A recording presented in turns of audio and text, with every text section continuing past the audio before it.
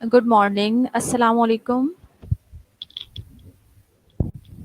and walaikum assalam.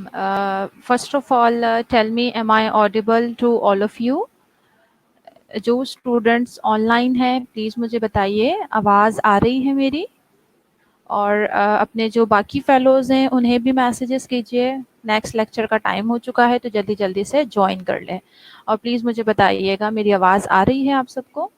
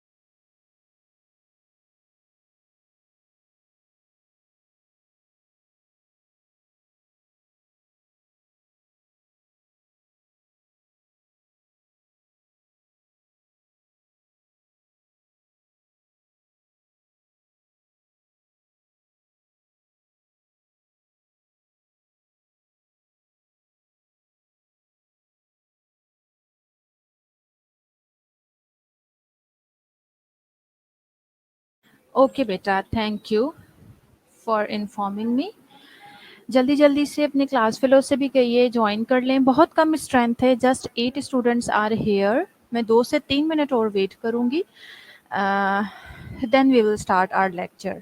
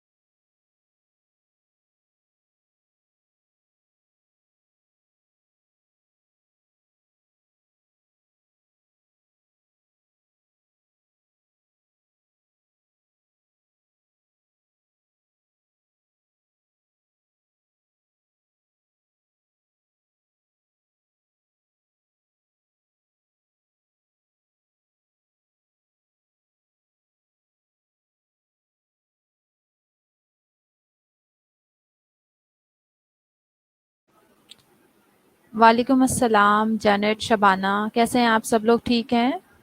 वालेकुम अस्सलाम, महकुन्निसा।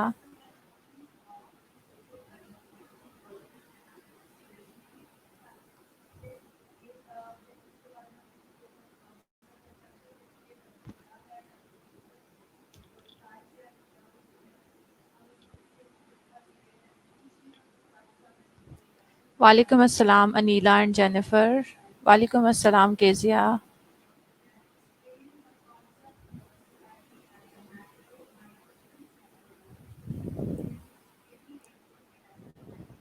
वालेकुम अस्सलाम, महान, सना।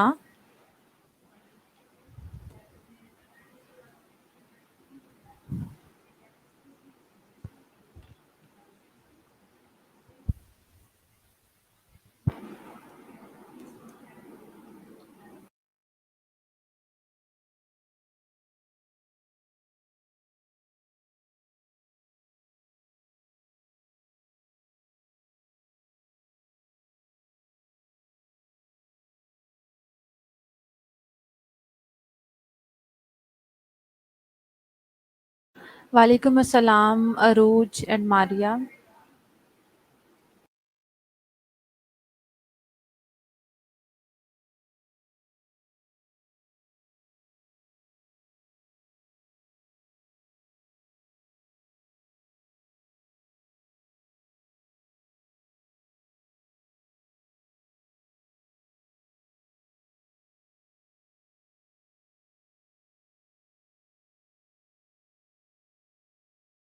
वालेकुम अस्सलाम नफ़ीसा, ज़ेब और रिदा। चलें, इट्स ऑलमोस्ट कुछ स्ट्रेंथ हो गई है स्टूडेंट्स की, 21 स्टूडेंट्स आर हियर और तकरीबन 8 से 9 मिनट हो चुके हैं। I think this time is more than enough to wait for anyone. As you all know, अल्हम्दुलिल्लाह आई एम फाइन। जी, मैं अपना इंट्रोडक्शन करवाने लगी हूँ। As you all know that your next year classes means you all are have to you are all going to take the classes of second year. ठीक है बेटा, तो आपका जो सब्जेक्ट है एडल्ट हेल्थ नर्सिंग 2, ठीक है जी। एडल्ट हेल्थ नर्सिंग को 2 पोर्शंस में डिवाइड किया जाता है। काफ़ी ज़्यादा कंटेंट है, you all no. Adult health nursing 2 जो सब्जेक्ट होगा, इंशाल्लाह मैं आपके साथ उसे लेकर चलूँगी। माय नेम इज़ अबीरा नाज, ठीक है, and I will be your teacher for adult health nursing 2।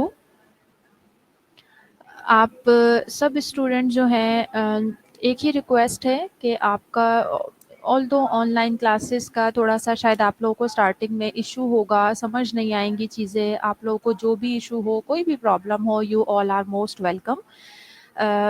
मैंने ग्रुप बना दिया है एडल्ट हेल्थ नर्सिंग प्लस मैं आपको नर्सिंग एथिक्स दोनों सब्जेक्ट में आपको पढ़ाऊंगी। ग्रुप्स जनरेट करवा दिए हैं, आप सब उसमें ऐड हो जाइएगा। जो स्टूडेंट, वैसे सबको मैंने ऐड करवा दिया है, फिर भी कोई रह गया है तो वो ग्रुप ज्वाइन करे। और कोई भी इशू हो दोनों सब्जेक्ट से रिलेटेड, आप मुझसे पूछ सकते हैं। प्लस एलएमएस के ऊपर भी आप सबका एक्सेस है। 1-2 दिन शायद लगें, अगर नर्सिंग एथिक्स में ऐसा कुछ एक्सेस नहीं है, कुछ इस तरह की चीज़ों में 1-2 दिन लग सकते हैं, बट इंशाल्लाह सारी चीज़ें बहुत जल्दी ठीक हो जाएंगी। तो दोनों सब्जेक्ट्स में आपके जो लेक्चर्स हुआ करेंगे, एलएमएस के ऊपर मैं लेक्चर्स अपलोड कर दूंगी, यानी जो मेरी पीपीटीज हुआ करेंगी। बेटा अगर रिकनेक्ट बहुत हो रहा है अरूज, तो आप अपना इंटरनेट कनेक्शन चेक कीजिए, बिकॉज रिकनेक्शन का यही प्रॉब्लम होता है। आप अपना, अगर आपका इंटरनेट कनेक्शन स्ट्रांग होगा तो ये प्रॉब्लम आपको नहीं होगा, ठीक है जी। तो एलएमएस के ऊपर आपको स्लाइड्स भी मिल जाएंगी, लेक्चर्स जो भी होंगे ध्यान से सुनना होगा, बिकॉज आपके प्रॉपर जिस तरह से क्लासेस होती हैं उसी तरह से ये ऑनलाइन क्लासेस स्टार्ट हो चुकी हैं आपकी। आपका सिलेबस कवर करवाया जाएगा। आप ऐसा कोई भी ना सोचे कि शायद यहाँ पे होने वाली क्लासेस जो है वो बिल्कुल वेस्ट है, हम उन चीज़ों को रिवाइज करवाएंगे, या दोबारा से जब आप कॉलेज ज्वाइन करेंगे तो from the very first unit और फर्स्ट टॉपिक आपका सारी चीज़ें स्टार्ट होंगी, तो ऐसा नहीं होगा बेटा, ठीक है जी। तो इन चीज़ों का आपने ख्याल रखना है, अच्छे से क्लासेस अटेंड करनी है। फिर भी कोई क्वेरी होती है, कोई मसला होता है आपको, तो आप मुझसे पूछ सकते हैं। एडल्ट हेल्थ नर्सिंग 2 का जो कोर्स आउटलाइन है, थोड़ी सी कोर्स आउटलाइन आपके साथ डिस्कस कर लेते हैं, ताकि हमें आइडिया हो कि एडल्ट हेल्थ नर्सिंग 2 का जो सब्जेक्ट है हमारे पास, उसमें हमने क्या क्या चीज़ें पढ़नी है, क्या क्या चीज़ें कवर करनी है, ठीक है।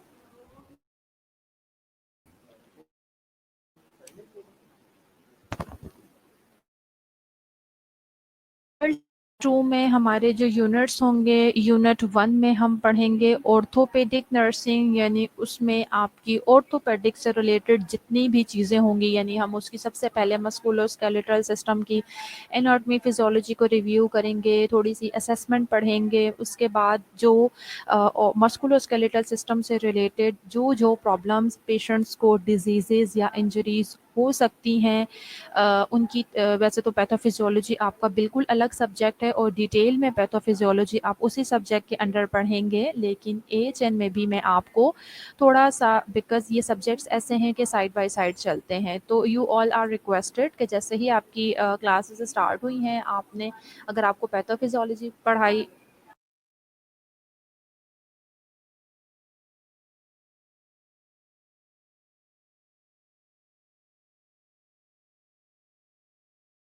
चलें, एएचएन 2 और पैथोफिजियोलॉजी साइड बाय साइड चल रहे होंगे। आप सबसे रिक्वेस्ट है, जो भी सब्जेक्ट्स पढ़ें बेटा, सेकेंड ईयर के सब्जेक्ट्स आपके एक दूसरे के साथ इंटरकनेक्टेड हैं, तो हर सब्जेक्ट को बहुत ध्यान से पढ़ना है आपने। तो हम मस्कुलोस्केलेटल सिस्टम की थोड़ी सी, पैथोफिजियोलॉजी भी हर डिजीज़ की डिस्कस करेंगे, प्लस मोस्ट इम्पॉर्टेंट चीज़ जो आपके एएचएन सब्जेक्ट की है, जो हमारा फोकस होगा, that would be management and specially nursing intervention, nursing management में बीइंग अ नर्स आपकी क्या क्या रिस्पॉन्सिबिलिटीज़ होंगी स्पेसिफिक डिजीज़ के साथ, आपने पेशेंट को क्या केयर प्रोवाइड करनी है।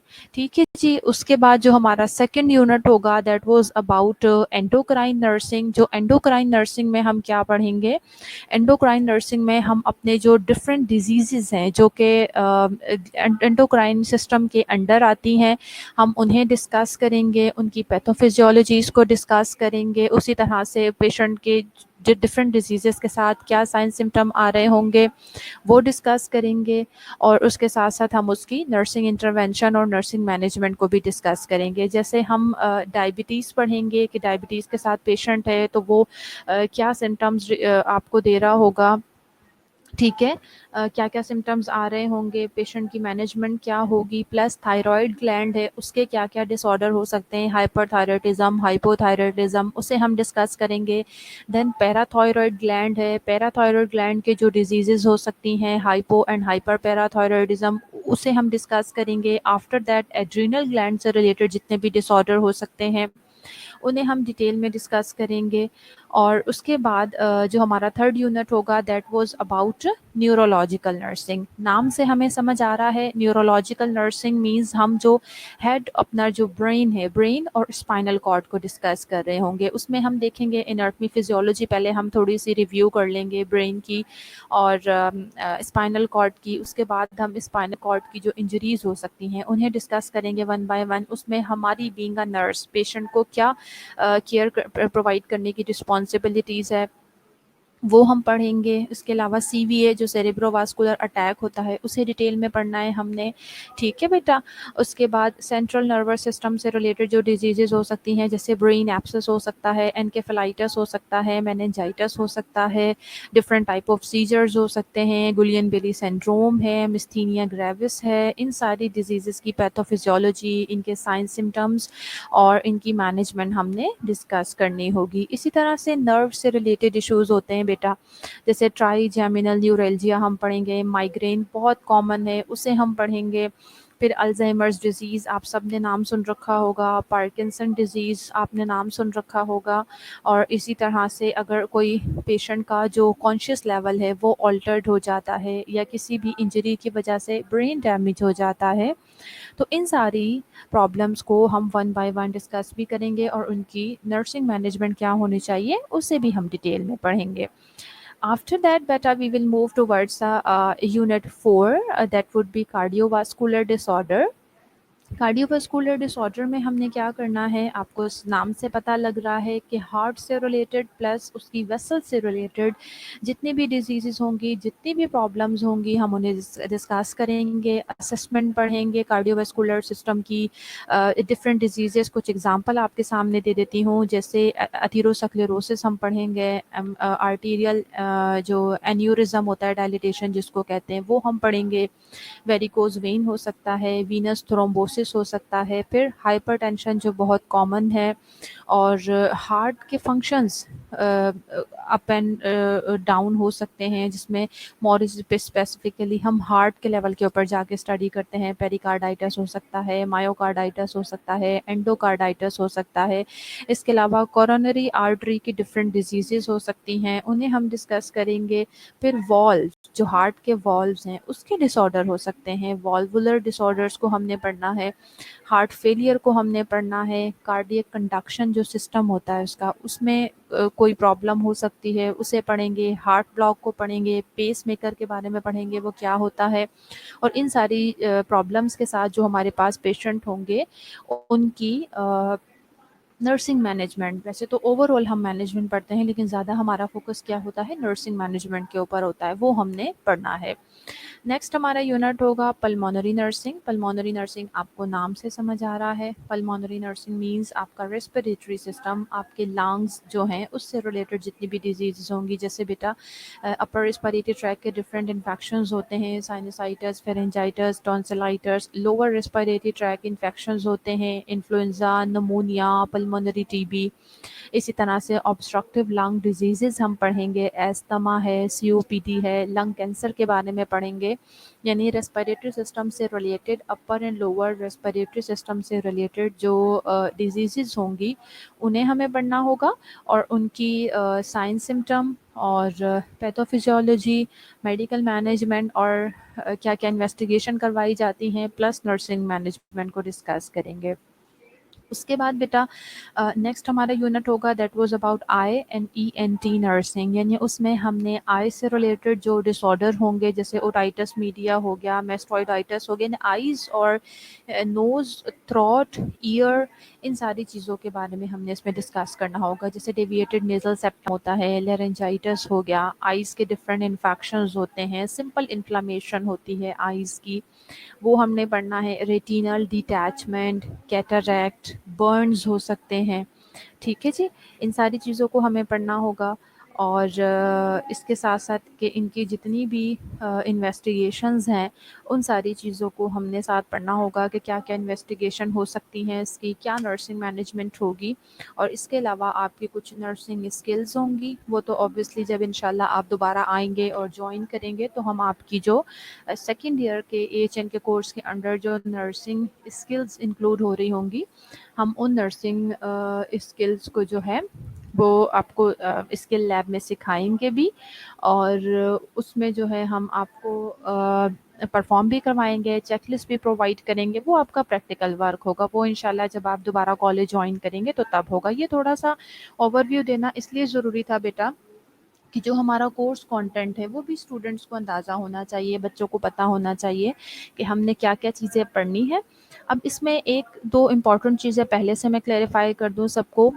आप पैथोफिज़ियोलॉजी जिस तरह से पढ़ते जाएँगे, जो मैं आपको पहले बता चुकी हूँ, उससे भूलना नहीं है, ठीक है? मैं आप लोगों को भी टास्क दे सकती हूँ, मैं आपसे पूछ सकती हूँ, if you are studying pathophysiology of any disease, obviously side by side आपकी पैथो भी स्टार्ट हो जाएगी, तो आपको उसको भी माइंड में रखना है। अगर आप उसे माइंड में नहीं रखेंगे, ऑब्वियसली अगर आपको यही नहीं पता होगा बेटा कि पैथो में बेसिकली हम क्या पढ़ते हैं, बेसिकली हम पैथोफिजियोलॉजी में डिजीज़ प्रोसेस को पढ़ रहे होते हैं। अगर आपको यही नहीं पता होगा कि पेशेंट की डिजीज़ प्रोसेस क्या है, पेशेंट के साथ क्या चल रहा है, then how you will be able to understand, how you will be able to know that what should the care we provide to the patient, and how you will be able to know कि हम ये specific care patient को provide कर रहे हैं तो क्यों कर रहे हैं, ठीक है जी।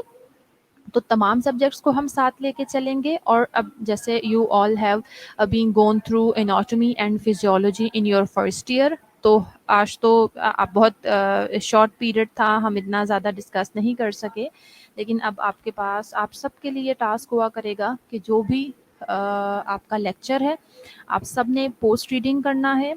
उसके साथ साथ आपने स्पेशली एनाटॉमी एंड फिजियोलॉजी आप पढ़ चुके हैं, वो आप लोगों ने रिव्यू करके आना है, वो आप लोग मुझे बताएंगे, आप लोग मुझे पढ़ाएंगे, ठीक है जी। तो ये सारी चीज़ें सबको क्लियर होनी चाहिए। ऑर्थोपेडिक नर्सिंग, ऑर्थोपेडिक नर्सिंग में हमने स्टार्ट करना है मस्कुलोस्केलेटल सिस्टम। तो सबसे पहले हमने एनाटॉमी एंड फिजियोलॉजी थोड़ी सी रिव्यू कर लेंगे ऑर्थोपेडिक नर्सिंग में मस्कुलोस्केलेटल सिस्टम की। तो कोई बच्चा जो भी आपको याद हो, थोड़ा सा पहले आपकी तरफ से आप शेयर कीजिए। मस्कुलोस्केलेटल सिस्टम की अगर हम एनाटॉमी की बात करें तो एनाटॉमी में बताइए क्या, what you have to tell me, क्या है आपके पास ऐसा जो आप मुझे anatomy and physiology of the musculoskeletal system के बारे में मुझे कुछ बता सकें। आई एम वेटिंग, जो भी याद है। मैं आपसे कोई एग्ज़ाम नहीं हो रहा यहाँ आपका, ना ही यहाँ आपको जज किया जा रहा है। सिंपली आपको जो भी चीज़ आपके माइंड में है, आपको याद है, आप पढ़ चुके हैं एनाटॉमी एंड फिजियोलॉजी, और फर्स्ट ईयर के ऑब्वियसली आपने एग्ज़ाम भी देने हैं, तो आप मेरे साथ शेयर कीजिए आपको जो भी याद है। जल्दी-जल्दी से टाइप करें और मुझे बताएँ। मस्कुलोस्केलेटल सिस्टम की एनाटॉमी के बारे में मुझे बताइए, क्या-क्या आपको पता है?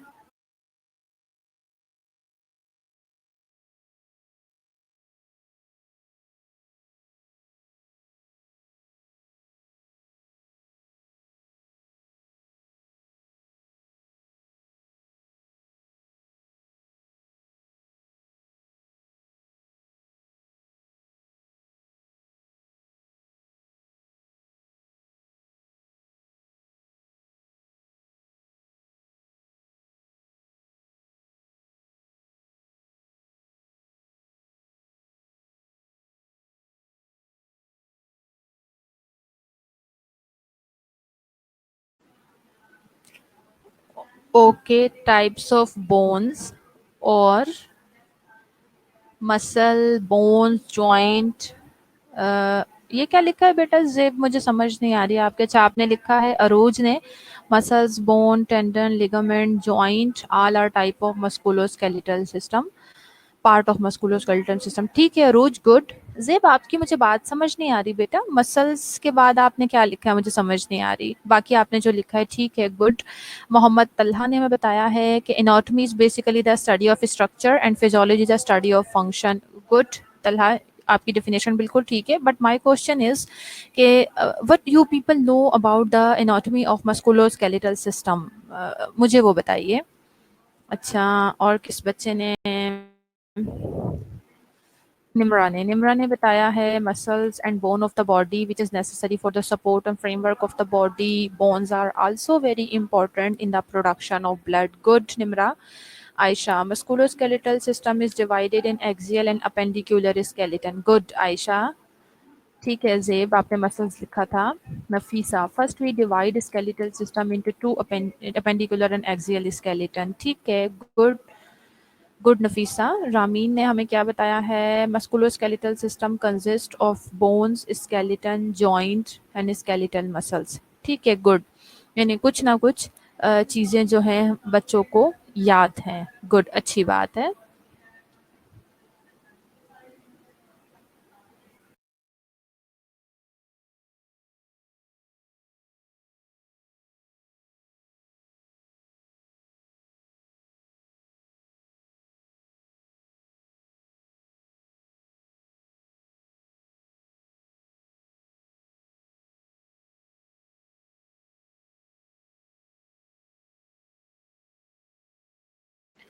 चलें हम स्टार्ट कर लेते हैं अब अपनी प्रेजेंटेशन। सबसे पहले हम ऑब्जेक्टिव देख लेते हैं, what is the agenda of our presentation. At the end of this presentation, the learners will be able to give anatomic and physiologic overview of musculoskeletal system, explain structure and function of skeletal system, explain the structure and function of articular system, explain structure and function of skeletal muscle system. Then we will discuss that how we have to take the health history and perform the physical examination on a patient with musculoskeletal problems. Explain different diagnostic procedures which are used for musculoskeletal system problems identification, assist and provide nursing care to the patients during and before diagnostic procedures. अच्छा, कुछ students ने further हमें answer दिया है तो वो हम पढ़ लेते हैं। I think Talha ने हमें आंसर दिया है, musculoskeletal system is the system of muscles and bones of the body which are necessary for the stability and voluntary and involuntary movement of the body. Good. Skeleton is the bony framework of the body by Zabe. Nafisa told us the system consists of bones, joint, muscles which provide movement according to their location and site. ठीक है, good बेटा। चलिए जी, सबसे पहले हमने अपना जो musculoskeletal system है उसकी थोड़ी सी एनाटॉमी एंड फिजियोलॉजिक ओवरव्यू देखना है। The musculoskeletal system includes the bones, joints, muscles, tendons, ligaments, and bursae of the body. The functions of these components are highly integrated. Therefore, disease in or injury to one component adversely affects the other. For instance, an infection in a joint, such as septic arthritis, causes degeneration of the articular surfaces of the bones within the joint and local muscle atrophy. Jennifer ने हमें reply किया है, musculoskeletal system consist of various associated structures that protect these muscle joints and bones that are prone to breakage. Good. Musculoskeletal system में basically क्या क्या चीज़ें include हैं? देखिए, बोन्स शामिल हैं, जॉइंट्स शामिल हैं, मसल्स शामिल हैं, टेंडन शामिल हैं, लिगामेंट शामिल हैं, एंड बुर्साई ऑफ द बॉडी शामिल है। फंक्शन इन तमाम कंपोनेंट का, ये जो मैंने आपको इतने सारे कंपोनेंट गिनवाए हैं मस्कुलोस्केलेटल सिस्टम से रिलेटेड, इन तमाम जो कंपोनेंट्स हैं इस सिस्टम के, ये सब दे आर हाईली इंटीग्रेटेड। बेटा हाईली इंटीग्रेटेड का क्या मतलब है कि ये सब एक दूसरे के साथ इंटरकनेक्टेड हैं, यानी एक दूसरे के साथ जुड़े हुए हैं। किस सेंस में जुड़े हुए हैं कि इस तरह से कि अगर किसी भी एक कंपोनेंट को कोई डिजीज होती है, कोई बीमारी होती है या फिर कोई इंजरी होती है, तो वो दूसरे दूसरा जो कंपोनेंट है या पार्ट है ऑफ द मस्कुलोस्केलेटल सिस्टम उसको अफेक्ट करता है। एग्जाम्पल मैंने आपको यहाँ पे ये दी है, जैसे हम हमारे पास जॉइंट्स होते हैं ना बेटा, अगर सेप्टिक आर्थराइटिस हो जाए एक पेशेंट को, जैसे किसी भी एक जॉइंट में जो है उसको इन्फेक्शन हो जाता है, that is called septic arthritis, तो वो क्या करेगा, आर्टिकुलेटिंग जितनी भी सर्फेसेस होंगी बोन की, यानी अगर एक बोन, जैसे हम नी जॉइंट की एग्जांपल लेते हैं, अगर नी जॉइंट में हमारे पास ऊपर फीमर बोन है, अगर फीमर बोन के लेवल के ऊपर कोई इन्फेक्शन हो जाता है, आर्थराइटिस हो जाता है, तो ऑब्वियसली उसका जॉइंट किसके साथ बना हुआ है, नीचे हमारे पास टिबिया फिब्यूला मौजूद है, टिबिया फिब्यूला के साथ आपकी फीमर बोन कनेक्टेड है, तो ऑब्वियसली अगर एक बोन को इन्फेक्शन होगा, septic which is called the septic arthritis, अगर उसे इन्फेक्शन होगा तो अल्टीमेटली वो दूसरा जो आपकी बोन है उसका जो पार्ट है उसको भी वो डैमेज करेगा। और जो उसके पास आसपास मसल्स मौजूद हैं, ये तो देखें बेटा जॉइंट को इन्वॉल्व किया था ना उसने, बेसिकली हमारे पास जॉइंट में इन्फेक्शन हुआ था, वो बोन्स इन्वॉल्व थी, लेकिन उस बोन्स के साथ जो मसल्स जुड़े हुए हैं उनकी भी एट्रोफी होना शुरू हो जाती है।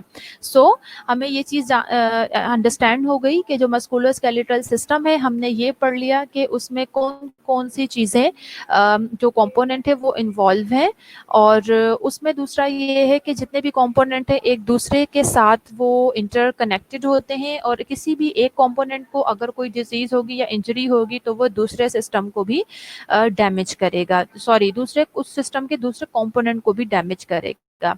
अच्छा, सबको समझ आ रही है? कोई क्वेरी है किसी की तो आप लोग साथ साथ मुझसे पूछ सकते हैं, और ऑब्वियसली ये हमारा फर्स्ट इंटरेक्शन है, मुझे बताइएगा आप लोग, क्या आप लोगों का फीडबैक है, आपको चीज़ें समझ आ रही हैं, या फिर मुझे इन चीज़ों को मज़ीद बेटर करने की ज़रूरत है? Okay, diseases and injuries that involve the musculoskeletal system are commonly implicated in disability and death. For example, this arthritis. अच्छा, जैसे डिफरेंट डिजीजेस हो सकती हैं मस्कुलोस्केलेटल सिस्टम को देखें तो these are the leading cause of disability और and death. किस तरह से बेटा? हम सब जानते हैं कि जो हमारा अभी, जैसे हम सब ने खुद, आपने मुझे बताया कि जो हमारा मस्कुलोस्केलेटल सिस्टम है वो हमारी बॉडी का सपोर्ट भी है, वो हमारे डिफरेंट बॉडी ऑर्गन्स को प्रोटेक्ट भी कर रहा है। जैसे देखें रिब्स है, उसने हमारे हार्ट को कवर किया हुआ है, हमारे वाइटल ऑर्गन है, लंग्स को कवर किया हुआ है, वो भी हमारा वाइटल ऑर्गन है। तो ये सारी चीज़ें क्या हैं बेटा? आप सोचें, अगर हमारे स्केलेटन को डैमेज होगा, अगर स्केलेटन हमारा ब्रेक होता है तो अल्टीमेटली वो हमारे वाइटल ऑर्गन्स को भी डैमेज करेगा। इसी तरह से आपके स्कल की एग्जांपल मौजूद है, उसके अंदर आपका वाइटल ऑर्गन ब्रेन मौजूद है, ठीक है जी। तो अल्टीमेटली ये हमारी डेथ का कॉज बन सकता है। दूसरी चीज़ हमने पढ़ी डिसेबिलिटी। वी ऑल नो कि हमारी बॉडी को स्केलेटल सिस्टम ही सपोर्ट प्रोवाइड कर रहा है। हमारी बॉडी के मूवमेंट में आपको पता है मस्कुलोस्केलेटल के मसल्स, बोन्स, जॉइंट्स, इन सारी चीज़ों का जो है इन्वॉल्वमेंट है। अगर मस्कुलोस्केलेटल सिस्टम को इंजरीज होंगी, डैमेज होगा, तो अल्टीमेटली पेशेंट डिसेबल हो सकता है। तो इस तरह से मस्कुलोस्केलेटल सिस्टम की इंजरीज और डिजीजेस हमें डिसेबल भी कर सकती और हमारी डेथ का कॉज भी बन सकती हैं। Musculoskeletal diseases and injuries can significantly affect overall productivity, independence, and quality of life in people of all ages. Musculoskeletal system की different diseases और उसकी injuries हमारी overall productivity के ऊपर इफेक्ट कर रही होती है। ओवरऑल प्रोडक्टिविटी के ऊपर, इंडिपेंडेंस के ऊपर, क्वालिटी ऑफ लाइफ के ऊपर इफेक्ट कर रही होती है ऑफ ऑल एजेस। किस तरह से बेटा? ओवरऑल प्रोडक्टिविटी क्या है? अगर हमारा मस्कुलोस्केलेटल सिस्टम में कोई एक एग्जांपल है, प्रॉब्लम हो जाती है, जैसे हमारी गॉड फॉरबिड एक बोन का फ्रैक्चर हो जाता है, so how you will be able to do anything? आप कोई काम नहीं कर सकते, तो आप जब कोई काम नहीं कर सकेंगे तो आपकी प्रोडक्टिविटी कहाँ जाएगी? इट मीन्स कि हमारी ओवरऑल प्रोडक्टिविटी जो है वो डिपेंड कर रही है हमारे मस्कुलोस्केलेटल सिस्टम के ऊपर। इसी तरह से इंडिपेंडेंस, अगर आप को ये प्रॉब्लम होता है, आप आपको कोई फ्रैक्चर हो गया है, पेशेंट बेड के ऊपर आ जाता है, इस वजह से मूव नहीं कर सकता, तो how you will be able independently to perform your task? आप बिल्कुल भी इंडिपेंडेंस आपके पास तो बाकी ही नहीं रहेगी। आप बिल्कुल डिपेंडेंट हो जाएंगे दूसरों के ऊपर कि दूसरे लोग आपको केयर प्रोवाइड करें, आपके डिफरेंट काम करें। इसी तरह से ये सारी चीज़ें ultimately this is not quality of life. Life की क्वालिटी तो ये होती है कि आप अपने तमाम टास्क, अपने तमाम चीज़ें, मतलब you are wholly solely independent, आप अपनी डेली लिविंग के जो कोर्स हैं वो करने के लिए इंडिपेंडेंट हो। तो अल्टीमेटली आपकी प्रोडक्टिविटी भी लॉस होती है, आपकी इंडिपेंडेंस भी लॉस होती है और आपकी क्वालिटी ऑफ लाइफ भी ख़राब होती है। Nurses in all practice areas encounter patients with malfunction in the musculoskeletal system। जो नर्सेज हैं डिफरेंट एरियाज में काम कर रही होती हैं, ठीक है, तो इन सब को कहीं ना कहीं इनकाउंटर करना पड़ता है malfunctioning of the musculoskeletal system के। चलिए, हमने थोड़ा सा ओवरव्यू लिया था, अब हम एनाटॉमी एंड फिजियोलॉजी की तरफ आ जाते हैं of the musculoskeletal system. The musculoskeletal system provides protection for vital organs including the brain, heart and lungs, provides a study framework to support body structures and makes mobility possible. जो musculoskeletal system है, ये मैं पहले आपको बता चुकी हूँ कि ये बेसिकली आपके जो वाइटल ऑर्गन्स हैं, जिसमें ब्रेन है, हार्ट है, लंग्स हैं, उनको प्रोटेक्शन प्रोवाइड कर रहा है, ठीक है। इसी तरह से वो आपको स्टीडी फ्रेमवर्क प्रोवाइड कर रहा है ताकि आपके जो डिफरेंट बॉडी स्ट्रक्चर्स हैं उनको सपोर्ट मिल सके और जो मूवमेंट है डिफरेंट बॉडी ऑर्गन्स में वो पॉसिबल हो सके। Muscles or tendon hold the bones together and joints allow the body to move। जो tendons होते हैं ये attach करते हैं muscles को to the bone, यानी muscles और bone को जो joint कर रहे होते हैं they are called tendon। They also move to produce heat that helps maintain body temperature, ठीक है जी। Movement facilitate the return of deoxygenated blood to the right side of the heart by massaging the venous vasculature। The musculoskeletal system serves as a reservoir for immature blood cells and essential minerals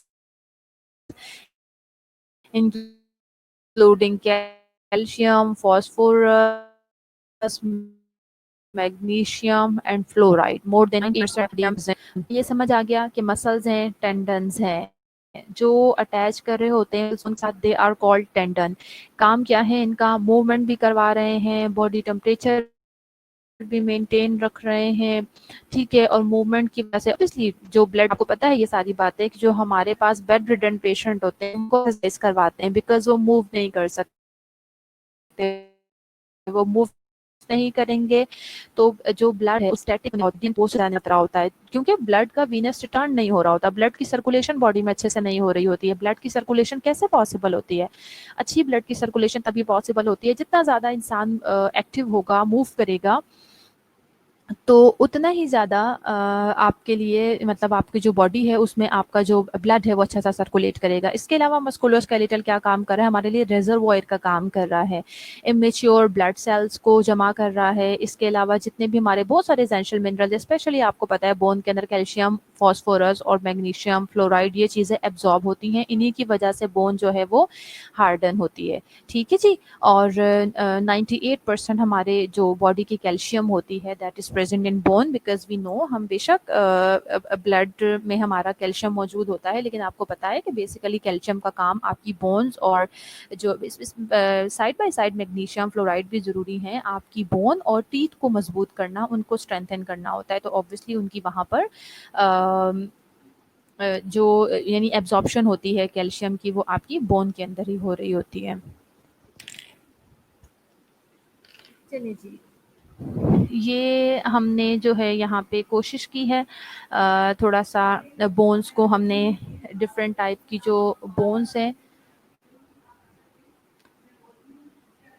जो bones हैं, there are 206 bones in the human body divided into 4 categories, यानी जो broader categories की बात कर रहे हैं हम आपको, ठीक है। ये मैंने आपको बता दिया कि एनाटॉमी एंड फिजियोलॉजी आप फर्स्ट ईयर में पढ़ चुके हैं, हम बहुत डिटेल में एनाटॉमी फिजियोलॉजी नहीं पढ़ सकते यहाँ जाके। आपकी 206 बोन्स है ह्यूमन बॉडी में, जिसको हमने ब्रॉडली कैटेगराइज किया है, 4 कैटेगरीज में हमने इसको ब्रॉडली डिवाइड किया है। कौन कौन सी बोन्स हैं? लॉन्ग बोन्स हैं, जिसमें मैंने एग्जांपल आपको दी है ह्यूमरस बोन की। फ्लैट बोन्स हैं, जिसमें मैंने एग्जांपल आपको दी है स्टर्नम की। शॉर्ट बोन है, जिसमें मैंने एग्जांपल आपको दी है टेलस की, जो आपके यहाँ टखने में मौजूद होती है। और इरेगुलर बोन, उसको मैंने आपको एग्जांपल दी है वर्टिब्रा की, ठीक है जी। उसका मैंने लेटरल व्यू आपको दिया है। The shape and construction of a specific bone are determined by its function and the forces exerted on it. Bones are constructed on cancellous यानी trabecular और cortical compact bone tissues। जो शक्ल होती है, जो शेप होती है किसी भी बोन की, जैसे मैंने आपको अभी डिफरेंट टाइप की बोन्स दिखाई, जितनी भी जो बोन्स होती हैं, ये अल्लाह ताला ने एक निज़ाम रखा है। देखिए कितना खूबसूरत अल्लाह ताला ने ये निज़ाम रखा है कि इंसान के जिस्म की जो ज़रूरतें होती हैं, यानी उस के जो फंक्शंस होते हैं, जिस बोन ने जो फंक्शन परफॉर्म करना है, उसी के अकॉर्डिंग अल्लाह ताला ने उसकी शेप बनाई है, उसको उसी तरह से कंस्ट्रक्ट किया है। और जितनी उसके ऊपर बॉडी की तरफ से फोर्स अप्लाई हो रही होती है, उसी तरह से उसकी शेप बन जाती है। जो बोन्स होती हैं, they are constructed of cancellous bones होती हैं एंड कॉम्पैक्ट बोन टिश्यूज पे ये, यानी 2 किस्म के हमारे टिश्यूज हैं, उनके ऊपर ये कंसिस्ट कर रही होती हैं। लॉन्ग बोन्स जो हैं, they are shape like rods और shaft with rounded ends. The shaft, known as the diaphysis, is primarily cortical bone. The ends of the long bones, called the epiphyses, are primarily cancellous bones. The epiphyseal plates separate the epiphyses from the diaphyses and is the center of longitudinal growth in children. It is calcified in adults. The end of long bones are converted at the joints by articular cartilage, which is tough, elastic, avascular tissue. Long bones जो होती हैं, they are designed for weight bearing and movement. Short bones consist of cancellous bone covered by a layer of compact bone. ठीक है जी। अगर इसमें ये तो simple आपको मैंने बोन के मुतालिक बताया है, एनाटमी आपके साथ डिस्कस की है। लॉन्ग बोन्स होती हैं, रॉड शेप की होती हैं, एपिफाइसिस डायाफाइसिस दोनों एंड्स होते हैं उनके, ठीक है। जो दरमियान में शाफ्ट होती है उसे हम डायाफाइसिस करते हैं, दोनों तरफ जो एंड्स होते हैं उन्हें हम एपिफाइसिस कहते हैं, ठीक है जी। जो एंड्स होते हैं दोनों तरफ वो प्राइमरीली कैंसलस बोन के होते हैं, इनको एपिफिसल प्लेट होती है जो डायाफाइसिस और एपिफाइसिस को सेपरेट कर रही होती है, और यही वो पॉइंट होता है जिस जगह पे ग्रोथ होती है बोन्स की चिल्ड्रन में, ठीक है। जाहिर है जब 25 प्लस हो जाते हैं, एडल्ट हो जाते हैं, तो उस वक्त तो बोन की ग्रोथ रुक जाती है ना बेटा, इसीलिए वो फिर कैल्सिफाइड हो जाती है। और इसी तरह से जो लॉन्ग बोन्स होती हैं उनके एंड्स के ऊपर जॉइंट्स होते हैं, आर्टिकुलर कार्टिलेजेस होती हैं जिन्होंने जॉइंट्स को बेसिकली स्टेबल किया हुआ होता है। और लॉन्ग बोन्स जो होती हैं ये बेसिकली इस तरह से अल्लाह ताला ने डिज़ाइन की हैं कि ये हमारी पूरी बॉडी का वज़न भी उठाती हैं और ये मूवमेंट में भी हमें हेल्प आउट करती हैं। जो शॉर्ट बोन्स होती हैं ये कैंसलस बोन होती हैं और ये कवर्ड हुई होती हैं by the layer of compact bone, ठीक है जी। अच्छा, अब ऑलमोस्ट 10 मिनट हमारे पास रह गए हैं 11 बजने में, तो अटेंडेंस भी हमने मार्क करनी है। अभी हम फ़िलहाल अटेंडेंस मार्क कर लेते हैं। आज थोड़ा-सा हमने जो मैं रिव्यू कर देती हूँ जो चीज़ें हमने पढ़ी हैं। आज मैंने आपके साथ सिर्फ कोर्स आउटलाइन डिस्कस की है, सारा मैंने आपको डिटेल में बताया कि इंशाल्लाह HN2 के सब्जेक्ट में हम क्या पढ़ रहे होंगे, और उसके साथ-साथ मैंने आपको थोड़ी-सी एनाटॉमी एंड फिजियोलॉजिकल जो ओवरव्यू है वो मैंने आपके साथ शेयर किया है, ठीक है जी। इंशाल्लाह हमारी तो वीक में 4-5 क्लासेस हैं, तो इंशाल्लाह चीज़ें अच्छे से चलेंगी। आप सबका टास्क यही है नेक्स्ट लेक्चर के लिए कि अच्छे से एनाटॉमी एंड फिजियोलॉजी को फर्दर, अभी मैंने सिर्फ एनाटॉमी के बारे में पूछा था आपसे, एनाटॉमी एंड फिजियोलॉजी दोनों चीज़ों को आपने अच्छे से पढ़ के आना है, ये आपका टास्क है, ठीक है जी। अच्छा, अब तमाम स्टूडेंट जो है वो जल्दी-जल्दी से अटेंडेंस मार्क करवा दीजिए। अटेंडेंस मार्क करवा दीजिए, प्रेज़ेंट बोलें, ताकि मैं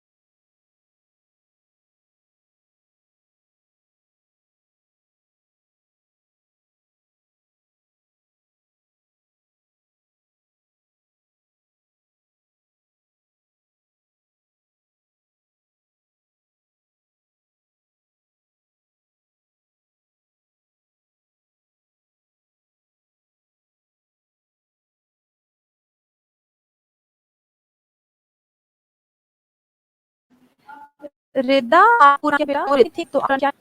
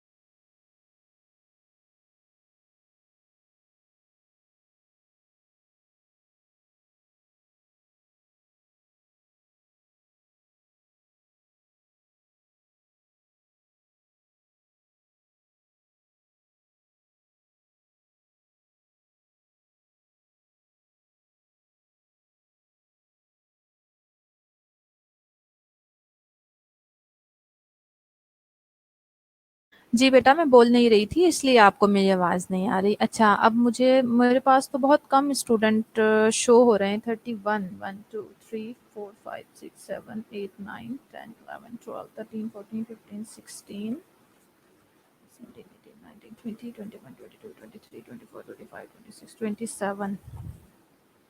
अच्छा अम्मा, अच्छा एक और सब तमाम स्टूडेंट से रिक्वेस्ट है कि अब के बाद से आप लोगों ने जब भी अटेंडेंस के लिए मैंने आपसे कहना है तो आप सब ने या तो अपने रोल नंबर साथ लिखेंगे या फिर एटलीस्ट अपना पूरा नाम लिखें, क्योंकि आपकी क्लास में काफ़ी सारे बच्चे जो हैं वो दो दो नाम से हैं। तो आप सब ने मुझे बताना है, ठीक है जी। चलें, अम्मारा प्रेजेंट है,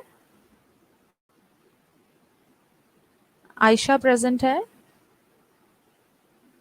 बेनिश और हदीका ये भी मुझे नहीं नज़र आई। मैं जिन जिन के नेम कॉल कर रही हूँ, अगर इनमें से कोई भी स्टूडेंट प्रेजेंट है तो वो मुझे अपना रोल नंबर और पूरा नाम लिख के सेंड करेगा फ़ौरन से। मदीहा प्रेजेंट है आई थिंक। माहम प्रेजेंट है,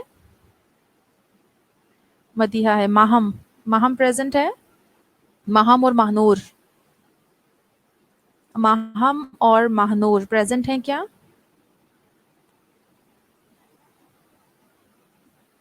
माहम और महानूर। मुनीबा, माहम, महानूर, मुनीबा, नरजिस, माहम प्रेजेंट है। अच्छा जी, माहम अफसल, ठीक है, माहम है। मदीहा जी, मदीहा आपकी तो मैंने अटेंडेंस मार्क कर ली है, ठीक है जी। नरजिस नहीं है, मुनीबा भी नहीं है, महानूर प्रेजेंट है, महानूर, मारिया आपकी अटेंडेंस हो गई है, महानूर बताएं प्रेजेंट है या नहीं। रसब भी मुझे नहीं नजर आया। रिदा प्रेजेंट है, रिदा अहमद और रिदा तनवीर, दो रिदा हैं, इनमें से कौन प्रेजेंट है बताइए। रिदा अहमद और रिदा तनवीर।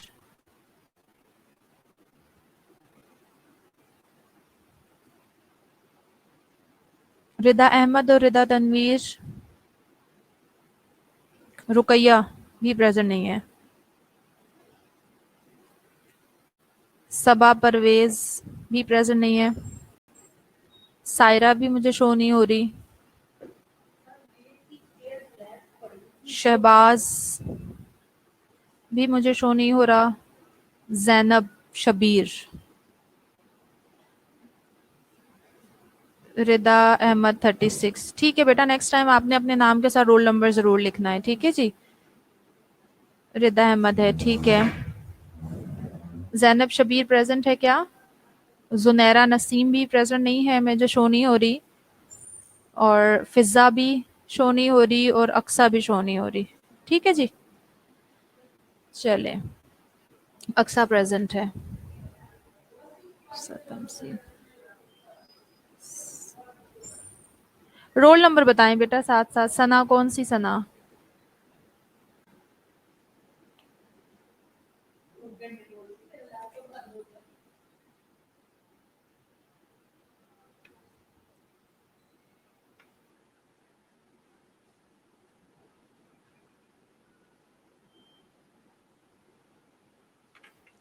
ठीक है, चलें बेटा, होगी अटेंडेंस भी इंशाल्लाह। अब नेक्स्ट क्लास में आपसे मुलाकात होगी, ठीक है जी। और सब ने पोस्ट रीड करके आना है जो मैंने आपको असाइनमेंट दिया है, ठीक है जी। अल्लाह हाफिज़।